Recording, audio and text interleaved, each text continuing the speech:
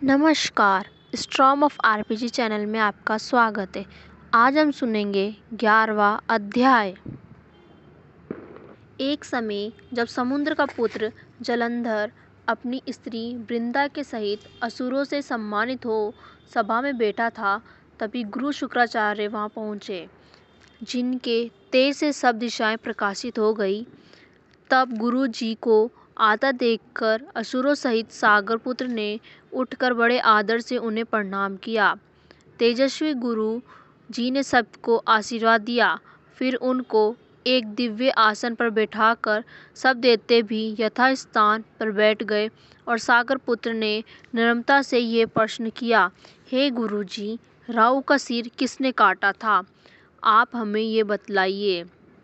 इस पर श्री शुक्राचार्य जी ने विरोचमान पुत्र हिरण्यकश्यप और उसके धर्मात्मा पौत्र का परिचय देकर देवताओं और असुरों द्वारा समुद्र मंथन की संक्षेप में सब कथा कहकर ये बतलाया कि जब समुद्र से अमृत निकला तो उसे देव रूप बनाकर राहु भी पीने बैठ गया। इस पर इंद्र के पक्षपाती भगवान विष्णु ने राहु का सिर काट डाला। यह सुनने के साथ ही जलंधर के नेत्र लाल हो गए। उसने बड़ा क्रोध किया। फिर अपने धस्मार नामक दूत को बुलाकर गुरु का कहा हुआ सब वृतांत सुनाया और आज्ञा दी कि तुम शीघ्र ही इंद्रपुरी में जाकर इंद्र को मेरी शरण में लाओ। धस्मार जलंधर का बड़ा निपुण दूत था। वह शीघ्र ही इंद्र की सुधर्मा नामक सभा में जा पहुंचा और उसने जलंधर के शब्दों में कहा, हे देवताधम, तुमने समुद्र को क्यों मथा और मेरे पिता के सब रत्नों को क्यों ले लिया? ऐसा करके तुमने अच्छा नहीं किया। यदि तू अपना भला चाहता है तो उन सब रत्नों सहित देवताओं के साथ मेरी शरण आ, अन्यथा हे सुराधम, मैं सत्य कहता हूँ कि तेरा राज्य ध्वंस कर दूंगा। इंद्र ये सुनकर बहुत विस्मित हुआ और कहने लगा, पहले सागर ने मेरे भय से सब पर्वतों को अपनी कुक्षी में क्यों स्थान दिया और मेरे शत्रु दैत्य को की क्यों रक्षा की? इसी कारण से मैंने उनके सब रत्न हरण किए हैं। मैं सत्य कहता हूँ कि मेरा द्रोही सुखी नहीं रह सकता। इंद्र की बात सुनकर वह दूत शीघ्र ही जलंधर के पास आया और सब बातें उसे कह सुनाई, जिन्हें सुनते ही वह दैत्य क्रोध के मारे अपने होठों को काटने लगा और देवताओं को जीतने के लिए उसने उद्योग आरंभ कर दिया। फिर तो सब दिशाओं तथा पाताल से करोड़ों दैत्य उसके पास पहुंच गए। शुंभ निशुंभ सेनापतियों को साथ लेकर जलंधर इंद्र से युद्ध करने लगा। शीघ्र ही इंद्र के नंदन वन में अपनी विशाल सेना उतार दी।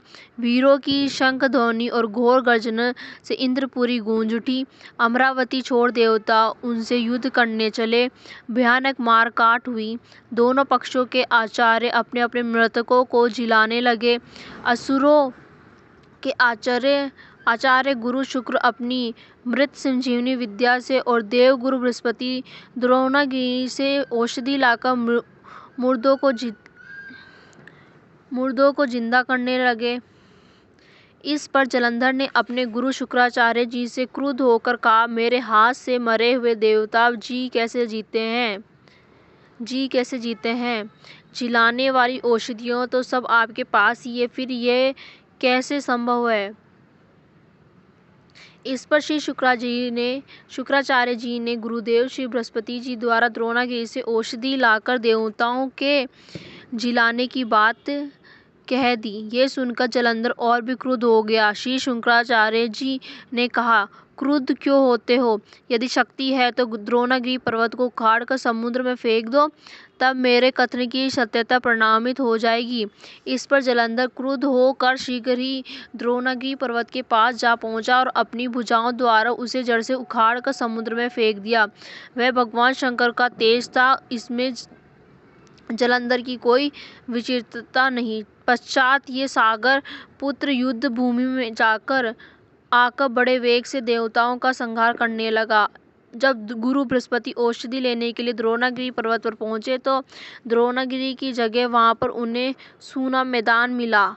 तब वह भयभीत होकर देवताओं के पास आए और कहा कि युद्ध बंद कर दो, तुम लोग अब जलंधर को नहीं जीत सकोगे। पहले इंद्र ने जो भगवान शंकर का अपमान किया था, ये उसी का फल है।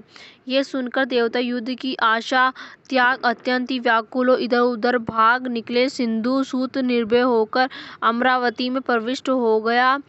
इंद्र आदि सब देवताओं ने गुफाओं में शरण ली। धन्यवाद।